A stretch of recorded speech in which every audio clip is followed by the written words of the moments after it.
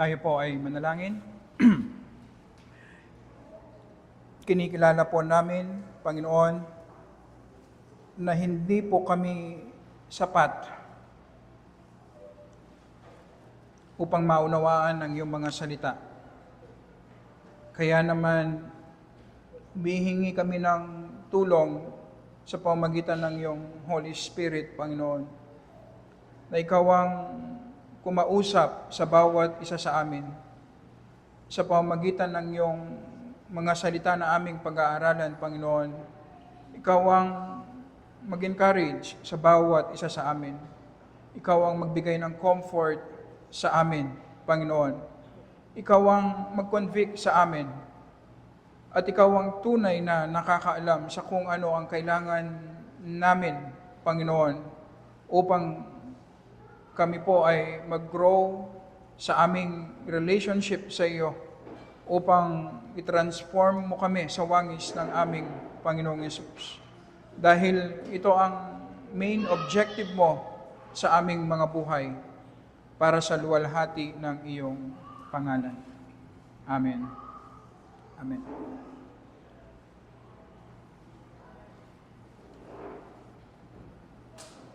Dahil sa generosity ni Abraham sa chapter 13, nagparaya siya upang hindi masira ang relationship niya kay Lot na kanyang pamangkin at kapatid sa pananampalataya. Naghiwalay sila ng matiwasay at nakaranas sila ng pansamantalang kapayapaan. Nanirahan si Abram sa Hebron at doon sinamba niya ang Panginoon sa itinayo niyang altar. At si Lot naman ay nanirahan sa boundary ng Kanaan at Sodom upang isulong niya ang kanyang pagpapayaman. At sa Genesis chapter 14 verse 12, sinasabi na nanirahan na sa Sodom mismo si Lot. Walang malay si Lot sa panganib na naghihintay sa kanya. Ang Sodom pala ay miyembro ng coalition ng 5 hari. Si Bera na hari ng Sodoma, si Bersha na hari ng Gomora, si Shinab na hari ng Adma, si Shemeber na hari ng Seboyin, at ang hari na si Bela sa Seor. Located sila sa southern end ng Dead Sea. 12 years na pala silang nagbabayad ng tribute o tax sa coalition naman ng mga hari sa bandang east sa Mesopotamia.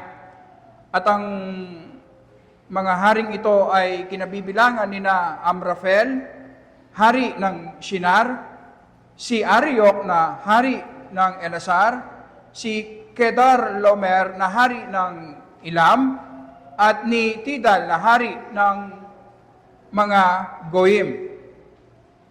Si Ian Dugid ang nagsabi, common noon na ang isang syudad o isang bansa ay i-invade ang ibang syudad o ibang bansa at isailalim sila sa pagbabayad ng tribute o tax. Usually, kung ano ang kailangan nila sa bansang kanilang sinakop na wala po sa kanila.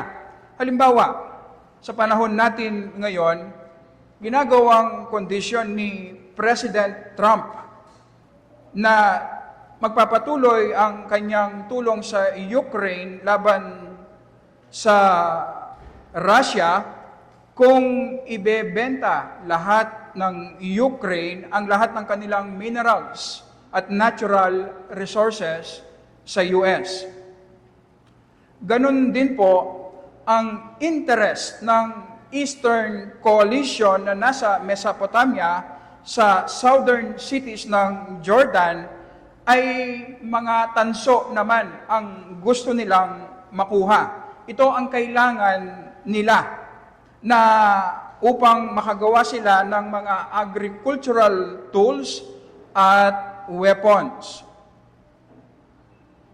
At ang Jordan Valley, kung nasaan ang mga southern cities na ito rin ang main route galing ng Mesopotamia patungo naman ng Egypt.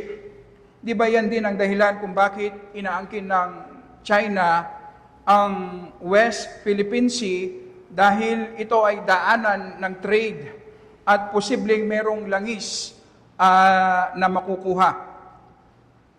Sa loob po ng 12 years ay nagbabayad ng tribute, nagbibigay ng tanso ang mga southern cities sa mga eastern cities.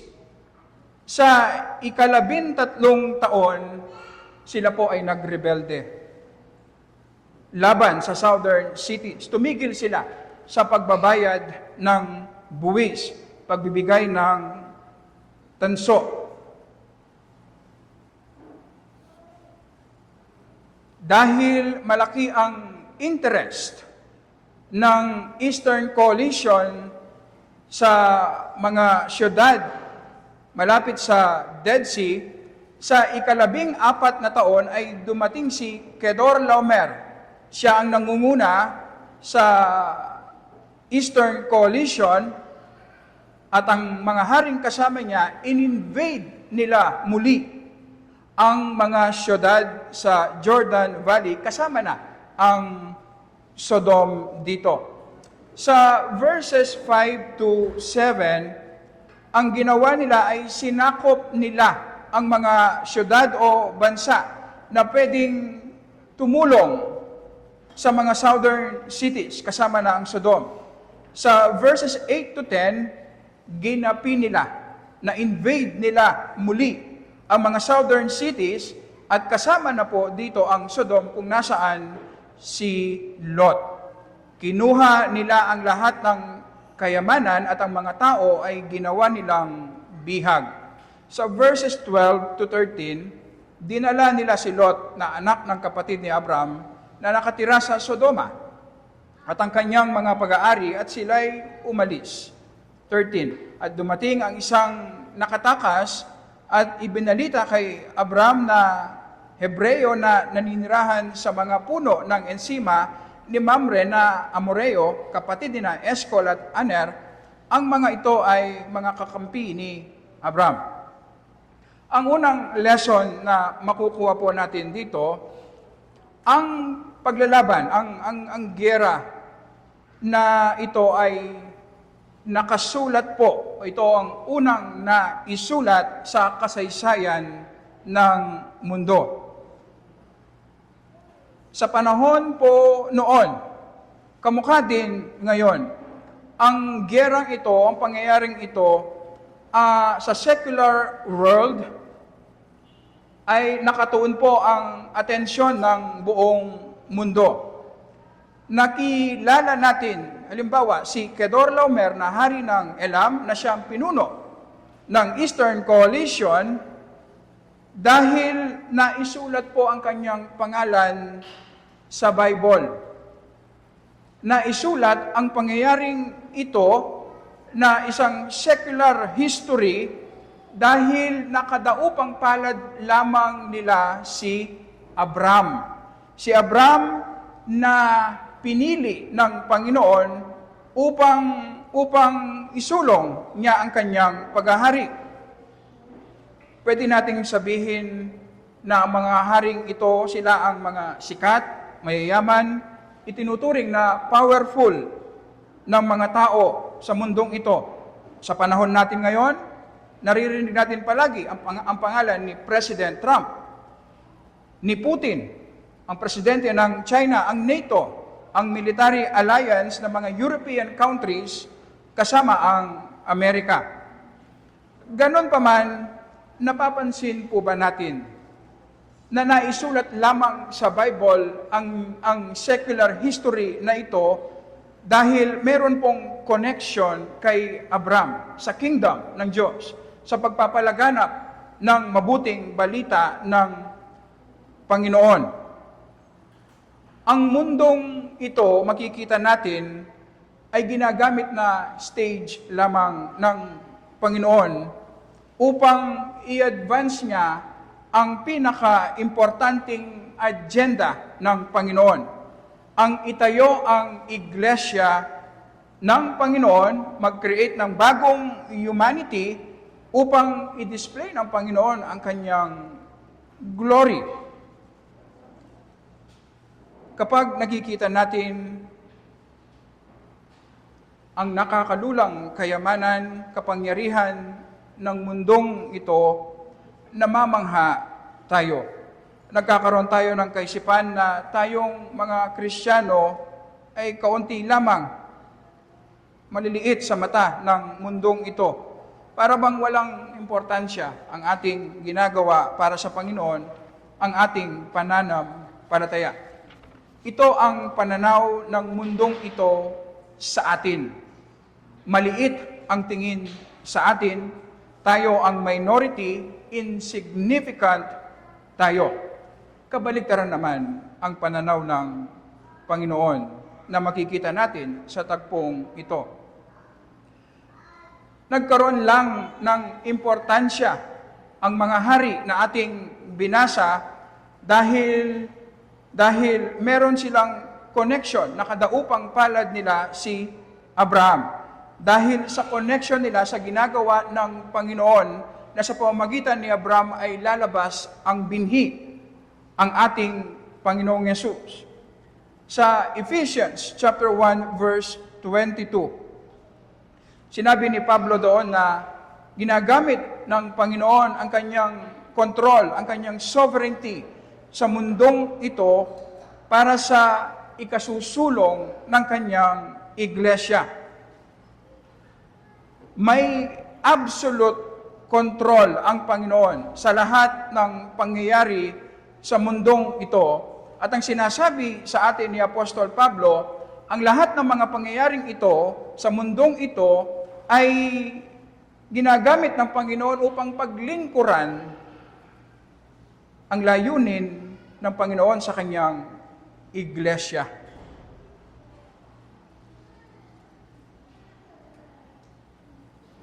Na ang dahilan lang kung bakit nabanggit ang pangalan ng mga Eastern at Southern Coalition ay para i-display ang pananampalataya ni Abraham na piniling instrumento ng Panginoon. Kung alam natin ito, tayong mga mananampalataya, makikita natin na ang pagsamba natin bilang isang iglesia, ang gawain ng pagpapahayag ng mabuting balita, ang pagsisikap natin sa kabanalan, ang pagiging matapat ng isang pamilya sa paggawa ng family worship araw-araw, ang ating commitment sa word and prayer na ginagawa natin araw-araw, ang commitment ng asawang babae na mag-submit sa authority ng kanyang asawang lalaki, ang commitment ng asawang lalaki na mahalin ang kanyang asawang babae kung paano ang Panginoong Yesus minahal niya ang kanyang iglesia. Ito ang sinasabi ng Panginoon na mas mahalaga. Ito ang sinasabi ng Bible na kung saan nakafocus ang attention ng Panginoon. Ito ang sinasabi ni Apostol Pablo na nilalaan ng Panginoon ang kanyang kapangyarihan upang i-advance ang kanyang kingdom, i-grow tayo sa ating pananampalataya. Magbibigay ito ng mataas na value at confidence sa ating paglakad bilang mga Kristiyano, sa ating ginagawa sa loob at labas ng iglesia. Sa kabila ng ningning, yaman at kapangyarihan ng mundong ito, insignificant lamang sila sa harapan ng Diyos. Ang sentro ng atensyon ng Panginoon at ang pinaglalaanan niya ng kanyang kapangyarihan ay ang church. Ang church. At kung wise tayo invest natin ang ating buhay sa church, sa gawain ng Panginoon, at hindi sa mundong ito. Pangalawang lesson na makikita natin, ang buhay pananampalataya ay buhay ng labanan, pakikipaglaban. Verses 13 hanggang 16, 13, at dumating ang isang nakatakas at ibinalita kay Abram na Hebreo na naninirahan sa mga puno ng ensina ni Mamre na Amoreo, kapatid ni na Eskol at Aner. Ang mga ito ay mga kakampi ni Abram. Nang marinig ni Abram na nabihag ang kanyang kamag-anak, pinangunahan niya ang kanyang 318 mga sanay na tauhan na ipinanganak sa kanyang bahay, at kanilang hinabol sila hanggang sa Dan. Kinagabihan, sila'y nagpangkat-pangkat laban sa kaaway, siya at ang kanyang mga alipin, at sila'y kanilang ginapi at hinabol sila hanggang sa Hoba na nasa hilaga ng Damasco. At inuwi niya ang lahat ng pag-aari, gayon din si Lot na kanyang kamag-anak at ang kanyang mga pag-aari, at ang mga kababaihan at ang taong bayan.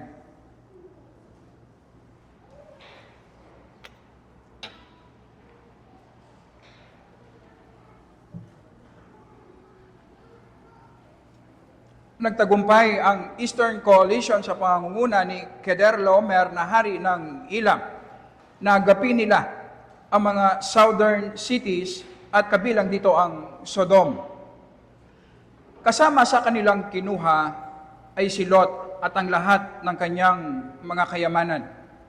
Noong nakarating ang balita kay Abram, ay agarang kumilos ito upang iligtas ang kanyang pamangkin na si Lot. At siya po ay nakipaglaban at siya ay nagtagumpay. Makikita natin ang pananampalataya ni Abram na nakikipagdigma. Sa New Testament, sinasabi sa atin na tayong mga Kristiyano sa Efeso chapter 6 verse 12, ang ating pakikipaglaban ay hindi laban sa laman at dugo, kundi laban sa mga pinuno, laban sa mga may kapangyarihan, laban sa mga kapangyarihang hindi nakikita na nagahari sa sanlibutan, sa kadilimang ito, laban sa hukbong espiritual ng kasamaan sa kalangitan. Sinasabi ng Bible na ang buhay pananampalataya, kasama dito ay buhay ng pakikipagdigma. At tayo po ay nakatira sa isang battlefield. Ang mundong ito na nahulog sa kasalanan na pinangungunahan po ni Satan at ang kanyang mga demonyo. Nung tayo ay nakipag-isa sa ating Panginoong Yesus, naging target na tayo ni Satan at ang kanyang mga demonyo. Hindi man maalis ni Satan ang ating kaligtasan, gagawin niya ang lahat upang maging miserable ang buhay natin sa pananampalataya. Isang importanteng bagay at nagpapasalamat tayo sa Panginoon kapag nakakaranas tayo ng rest, ng peace, ng joy sa Panginoon.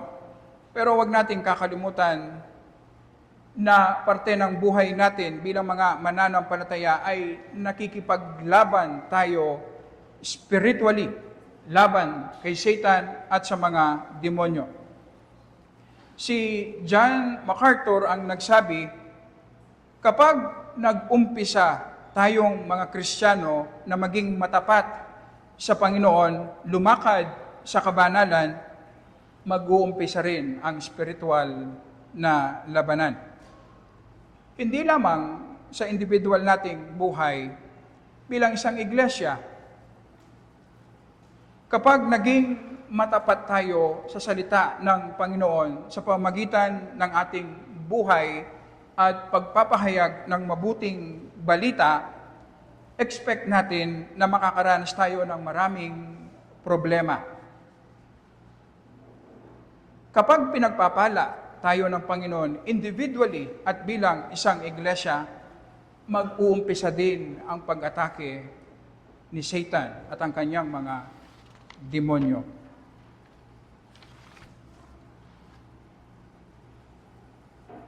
Meron tayong matututunan kay Abram kung papaano siya nagtagumpay sa kanyang pakikipagdigma. Sa verse 20, sabi mismo ng pari na si Melchizedek ang nagbigay ng blessing kay Abram na ang Panginoon ang nagbigay ng tagumpay kay Abram kung bakit siya nagwagi sa digmaan. Pero makikita rin natin na may preparasyon na ginawa si Abram.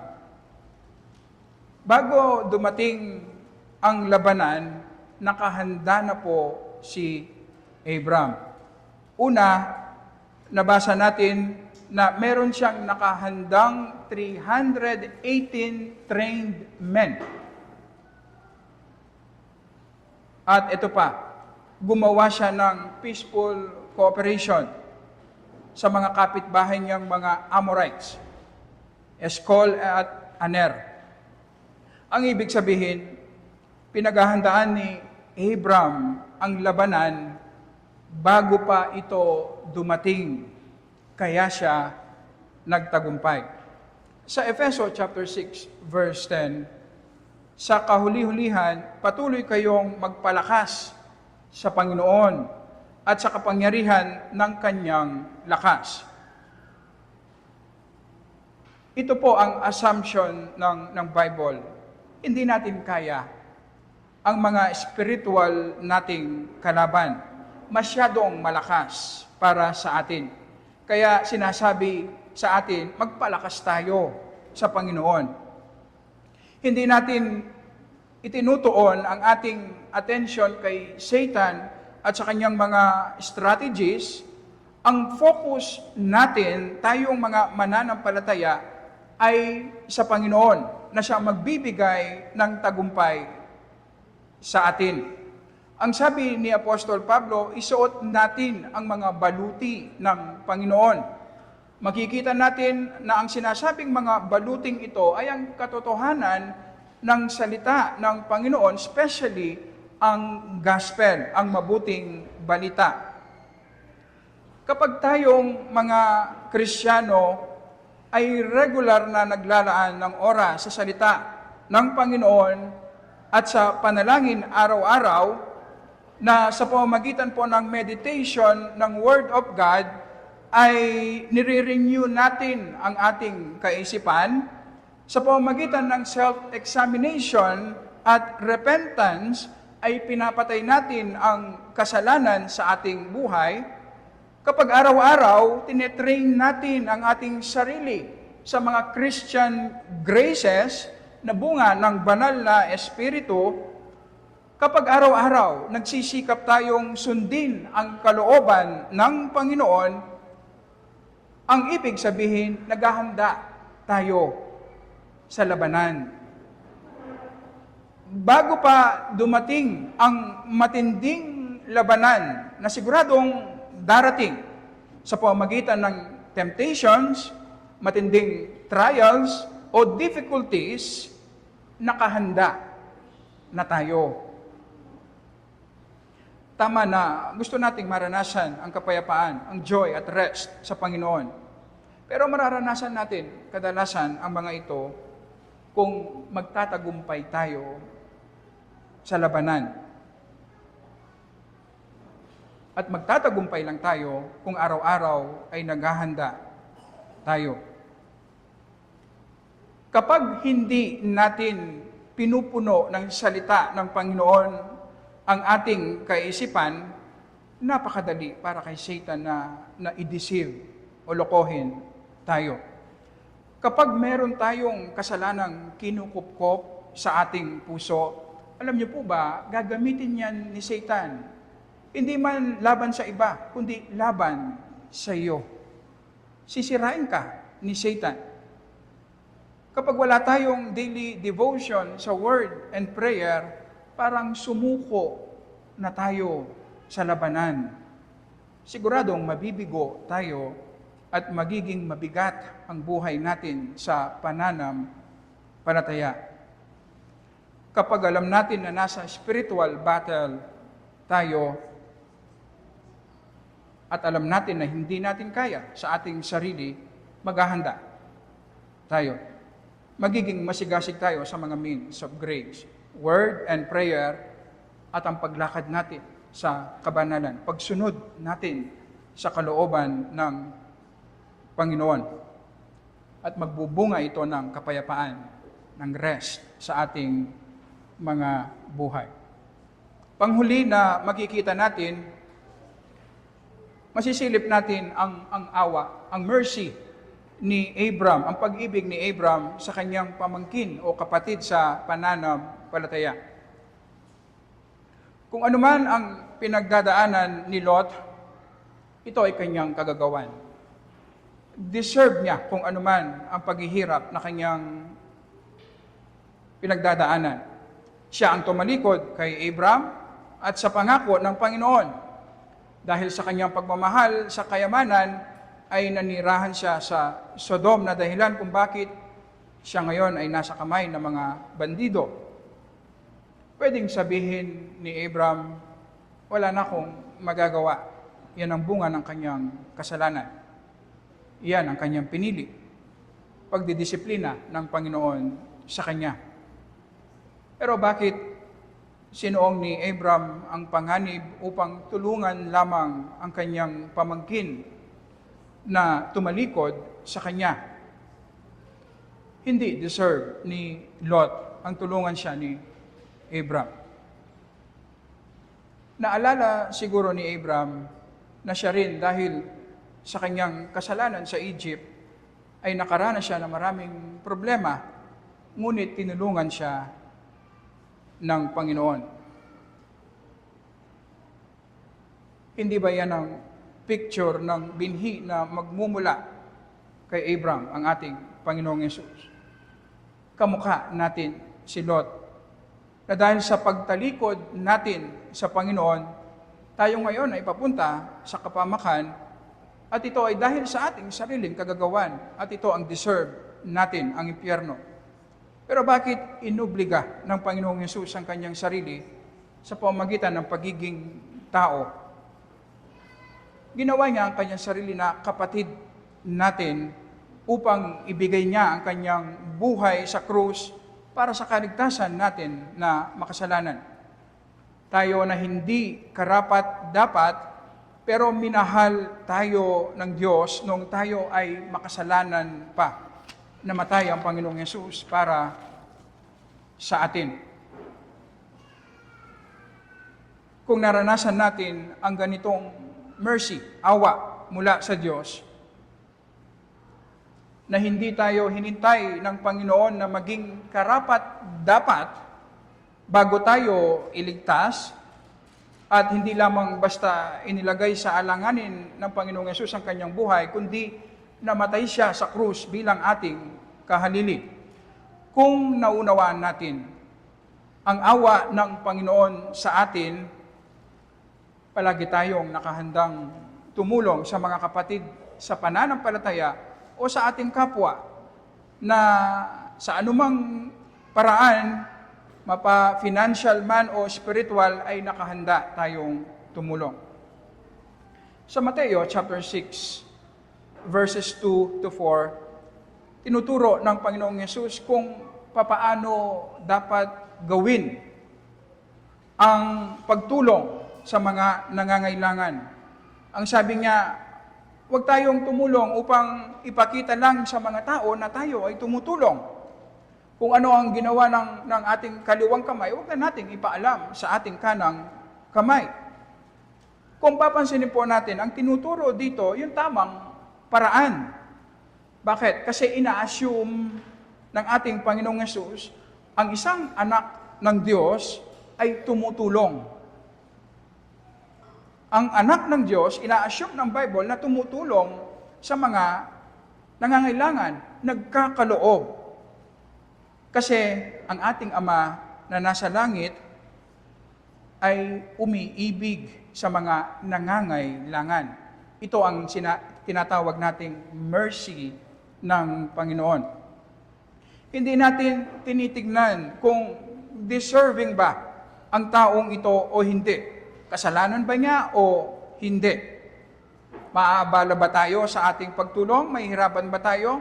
Ang tanging tanong sa atin ay kung kailangan ba ng tulong ng kapatid na ito o ng taong ito.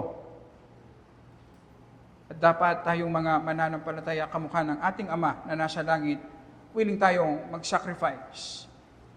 Matugunan lamang ayon sa ating kapasidad ang pangangailangan ng ating kapatid sa pananampalataya. Ang tanging pipigil sa atin sa pagtulong ay kapag hindi na makabubuti ang ating ginagawang pagtulong. Meron din kasing maling paraan sa pagtulong na nakakasira sa tao o sa kapwa. Naranasan natin ang pag-ibig ng Panginoon sa atin, tayo na hindi karapat-dapat. Kaya alam din natin na mahalin ang mga taong hindi karapat-dapat. Ito ang klase ng pagtulong na nagbibigay ng luwalhati sa Panginoon. Nagmumula sa tugon natin sa awa ng Panginoon sa atin. Kung ikaw ay nandito at walang saving relationship kay Jesus, sinasabi ni Pablo sa Roma chapter 3, 10-12, na dahil tumalikod ka sa Panginoon, walang matuwid, wala kahit isa sa harapan ng Diyos. Deserve mo ang maparusahan sa impyerno sa pangwalang hanggan. Pero sa pag-ibig ng Diyos sa mga nangangailangan, ito ang mercy. Sa pag-ibig ng Diyos sa mga hindi karapat-dapat, biyaya, ibinigay niya ang kanyang kaisa-isang anak, ang Panginoong Yesus, upang sino man ang magdepende sa Kanya ay magkakaroon ng buhay na walang hanggan. Kaya ang panawagan ng Panginoon ay magtiwala, manampalataya sa substitute, sa kahalili na Kanyang ipinadala, ang Panginoong Yesus, na siyang sumunod ng perfect sa mga kautusan ng Diyos na nilabag mo. Ang Panginoong Yesus na namatay sa krus, na siyang sumalo sa puot ng Diyos na dapat para sa iyo, na kailangan mong bayaran sa impyerno, na kung ikaw ay magdidepende lamang kay Jesus para sa iyong kaligtasan, sinasabi ng Bible, kahit hindi ka deserving, ay bibigyan ka ng buhay na walang hanggan ng Diyos. Dahil ito kay Jesus lamang.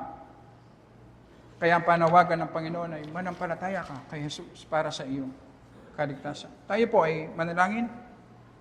Nagpapasalamat po kami, Panginoon, sa iyong mga salita, sa mga insights na ibinibigay mo po sa amin, Panginoon.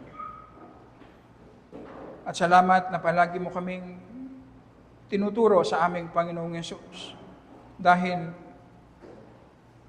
sa krus ng aming Panginoong Yesus, lamang namin mararanasan ang comfort, ang joy, at satisfaction sa aming mga kaluluwa. Tanging ang Panginoong Yesus lamang ang magbibigay ng solusyon sa lahat ng problema namin sa kasalanan. Tulungan mo po kami bilang isang iglesia na sa pagsunod namin, pagsisikap namin na sundin ang iyong kalooban, Panginoon. Kasama dito ay ang pag-atake ni Satan. Tulungan mo po kaming makita namin, Panginoon, na ang lahat ng problema na nararanasan namin bilang isang iglesia ay makita namin na sinyales na pinagpapala mo ang iyong church. At tulungan mo po kaming tumingin sa iyo, Panginoon. Ikaw ang Diyos na nangakong magbibuild ng iyong iglesia. Ikaw din, sa pamamagitan ng aming Panginoong Yesus, ang nagapi mo na si Satan, ang kamatayan at kasalanan sa krus ng aming Panginoong Yesus. na sinasabi mo sa amin. Kung kami ay magdidepende sa iyo, Panginoon, kung kami ay magiging matapat sa iyong mga salita, kung magsisikap kami, Panginoon, na ipamuhay ang iyong kalooban, kung magiging matapat kami sa pagpapahayag ng iyong mabuting balita, siguradong magtatagumpay kami bilang isang iglesia. At ito ang pangako mo sa amin. At ito ang assurance ng krus ng aming Panginoong Yesus sa amin. Salamat po para sa luwalhati ng aming Panginoong Yesus. Amen. Amen.